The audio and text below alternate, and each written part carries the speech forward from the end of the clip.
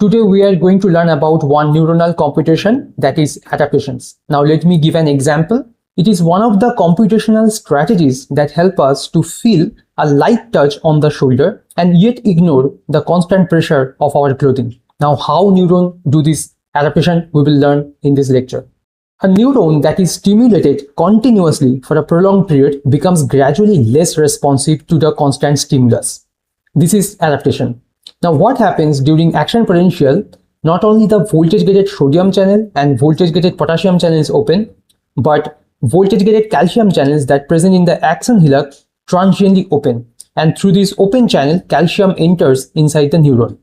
Now a prolonged strong depolarizing stimulus triggers a long train of action potential, that means repetitive firing occurs, and that causes the opening of these voltage gated calcium channels many times, and that builds up the calcium concentration inside the axon. Now this calcium actually activates one potassium channels called calcium activated potassium channels, and this potassium channels actually helps in adaptations. This channel is also called high conductance potassium or big potassium or BK channels, so we will call it BK channels. Now when the calcium concentration is low inside the neuron or axon, this channel remains closed. But when calcium concentration builds up during prolonged strong depolarizing stimulus, calcium binds with this channel, and that causes the conformational change of this channel from closed to open state. And now through the open BK channels, potassium come out of the neuron, and that is the main function of this channel. Now to understand how BK channels helps in adaptation, we have to know the basic of action potential. At first, in an unexcited neuron, the membrane potential is called resting potential, that is at minus 70 millivolt. In this situation, the voltage gated sodium channel and the voltage gated potassium channels called the delayed rectifier potassium channels remain close in conformation. During depolarization, that means when the membrane potential increases above the resting potential within the range of minus 50 to 0 millivolt, the voltage gated sodium channels open, and through the open channels, sodium enters inside the neuron.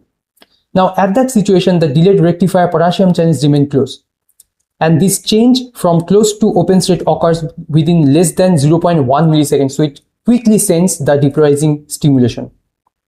Now at the peak of depolarization from 0 to plus 40 millivolt, this is called overshoot phase of action potential. This is the overshoot phase. In that phase, the voltage gated sodium channels becomes inactivated, and it becomes inactivated within 0.5 to 1 millisecond. Now through the inactivated sodium channels, sodium cannot enter inside the neuron. And the problem is that this inactivated voltage gated sodium channels could not recover from inactivated state to closed state by itself. Here comes the rescuer, the delayed rectifier potassium channels. It becomes open from plus 20 millivolt at the peak of depolarization and remains open during repolarizations. That means the membrane potential when remains greater than minus 70 millivolt. And through the open delayed rectifier potassium channels, potassium come out of the neuron, and that causes the resetting of the membrane potential at resting potential. And that requires approximate 4 milliseconds, that is called the refractory period.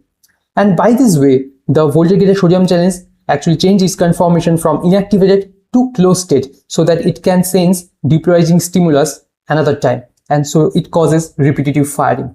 Now this BK channels actually influence the repolarization of action potential. Now what happens during prolonged strong depolarizing stimulus? At repolarization, the voltage gated sodium channels remain inactivated, delayed rectifier potassium channels remain open, and also the BK channels remain open. So through this delayed rectifier potassium channels and BK channels, potassium efflux occur. So as more potassium efflux occur, the membrane potential becomes less than resting potential, that is called hyperpolarizations. Now hyperpolarizations actually makes the membrane harder to depolarize, and it increases the interval between action potentials during repetitive firing and reduce the rate of firing. And by this way, the neurons become less responsive to the strong depolarizing stimulus and adaptation is achieved.